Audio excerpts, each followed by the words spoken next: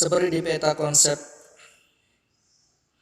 dalam pembahasan kali ini, yaitu mengenai ruang kehidupan manusia dalam lingkup nasional. Kemudian kita juga akan membahas ruang dalam studi geografi. Itu ada beberapa prinsip. Yang pertama ada prinsip distribusi, yang kedua prinsip interrelasi, yang ketiga prinsip deskripsi, yang keempat prinsip korologi. Dan juga kita akan membahas tentang konektivitas antara manusia, ruang, dan waktu, serta kehidupan manusia dalam lingkup nasional. Nah, tahukah kamu apa yang dimaksud dengan ruang? Menurut Kamus Besar Bahasa Indonesia, ruang didefinisikan sebagai sela-sela antara dua deret tiang atau sela-sela antara 4 tiang di bawah kolong rumah, rongga yang terbatas atau terlingkung oleh bidang, dan rongga yang tidak terbatas, tempat segala yang ada. Itu merupakan pengertian ruang menurut Kamus Besar Bahasa Indonesia. Ruang dalam studi geografi. Pada bab 1 kali ini, kita akan fokus mempelajari tentang geografi. Sebelumnya, apa itu yang dimaksud dengan geografi? Geografi adalah ilmu yang mempelajari tentang lokasi, persamaan dan perbedaan variasi keruangan atas fenomena fisik dan manusia di permukaan bumi. Kata geografi berasal dari bahasa Yunani, yaitu geo yang berarti bumi dan graphein yang berarti tulisan. Geografi mempelajari kejadian yang disebabkan oleh alam atau manusia dan mempelajari akibat yang ditimbulkan dari kejadian tersebut. Prinsip-prinsip yang dipegang dalam geografi. Yang pertama ada prinsip distribusi. Prinsip distribusi atau penyebaran digunakan untuk menelaah dan mengkaji gejala dan fakta geografi. Prinsip distribusi digunakan karena ada persebaran fenomena geografi yang tidak merata di muka bumi. Fenomena tersebut dapat berupa bentang alam, tumbuhan, hewan, dan manusia. Ilmu geografi memberikan gambaran tentang penyebaran dan penyebab fenomena tersebut. Yang kedua, prinsip interrelasi. Interrelasi itu adanya hubungan, keterkaitan. Prinsip interrelasi digunakan untuk mengurai gabungan yang saling terkait di dalamnya. Prinsip interrelasi yaitu hubungan keterkaitan antara alam dan manusia, manusia dengan manusia maupun alam dengan alam. Seperti yang ada pada gambar tersebut, silakan diperhatikan.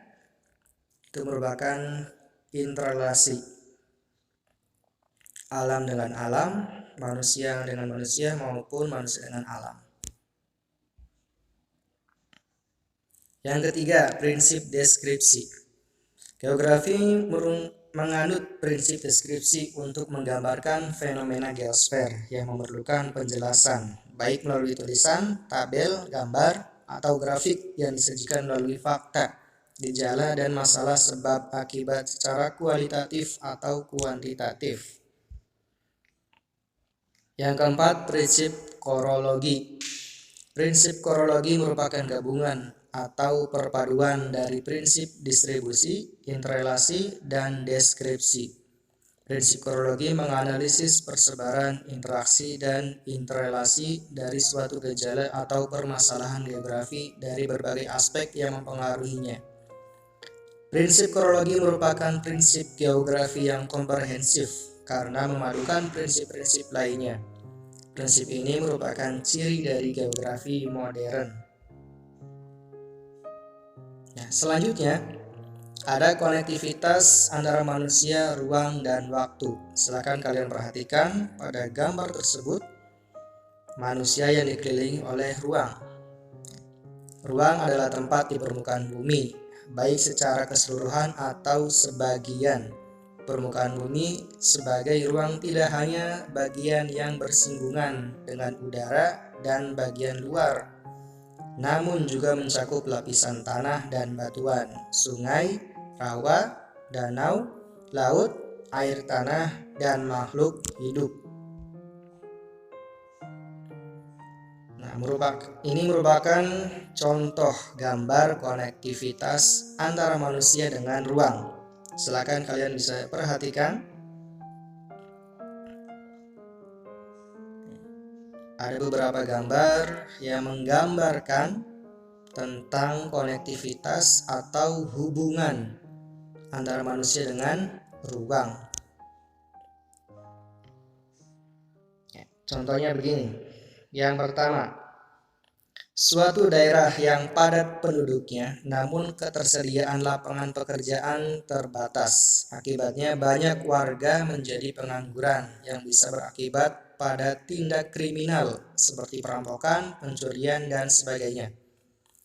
Contoh yang kedua dari hubungan atau konektivitas manusia dengan ruang, seperti kawasan hutan yang memiliki pohon-pohon besar dan dieksploitasi secara besar-besaran oleh manusia yang berakibat terjadinya longsor, erosi, maupun kebakaran hutan. Hal tersebut bisa berakibat buruk pada manusia. Yang ketiga, sungai menjadi salah satu aktivitas manusia. Jika penduduk di sekitar sungai membuang sampah ke sungai, aliran sungai dapat tersumbat sehingga menyebabkan banjir. Jika banjir, maka penduduk sekitar sungai yang menderita. Itu merupakan contoh konektivitas atau hubungan manusia dengan ruang. Dan kalian jawab ya, mengenai pengertian tentang ruang dan berikan contoh konektivitas antara manusia dengan ruang.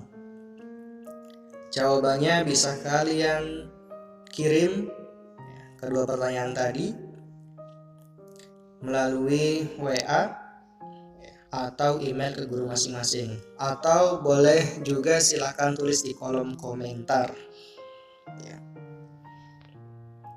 Nah, jadi untuk pembahasan kali ini kita cukupkan sekian.